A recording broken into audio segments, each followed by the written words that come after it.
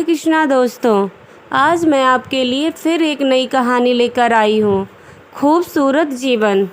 एक आदमी था जिसने एक बहुत सुंदर सी लड़की से, बहुत खूबसूरत लड़की से शादी की थी। शादी के बाद दोनों की ज़िंदगी बहुत प्यार से गुजर रही थी।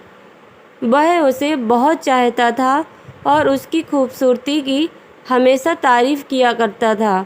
लेकिन कुछ महीने के बाद लड़की चर्म रोग से ग्रसित हो गई और धीरे धीरे उसकी खूबसूरती जाने लगी।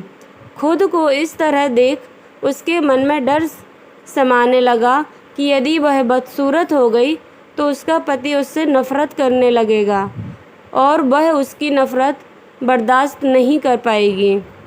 इस बीच एक दिन पति को किसी काम से शहर बाहर जाना पड़ा। काम खत्म कर जब वह घर वापस लौट रहा था तो उसका एक्सीडेंट हो गया।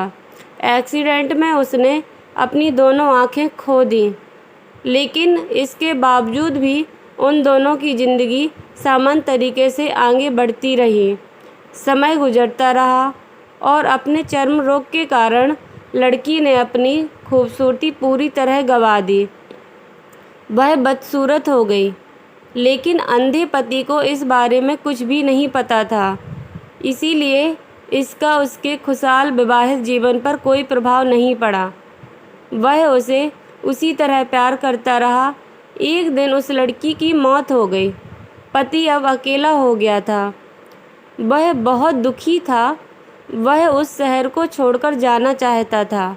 उसने अंतिम संस्कार की सारी क्रियाविधि पूर्ण की और शहर छोड़कर जाने लगा। तभी एक आदमी ने पीछे से पुकारा और पास आकर कहा, अब तुम बिना सहारे के अकेले कैसे चल पाओगे?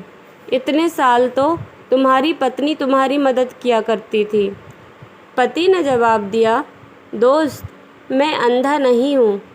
मैं बस अंधा होने का नाटक कर रहा था, क्योंकि यदि मेरी पत्नी को पता चल जाता कि मैं उसकी बदसूरती देख सकता हूँ तो यह उसे उसके रोग से ज़्यादा दर्द देता। इसीलिए मैं इतने साल अंधे होने का दिखावा किया करता था। वह बहुत अच्छी पत्नी थी। मैं बस उसे खुश रखना चाहता था, इसीलिए मैंने अंधे होने का नाटक किया। सीख। इस कहानी से हमें यह सीख मिलती है कि खुश रहने के लिए हमें भी एक दूसरे की कमियों के प्रति आंखें बंद कर लेनी चाहिए और उन कमियों को नज़रअंदाज कर देना चाहिए।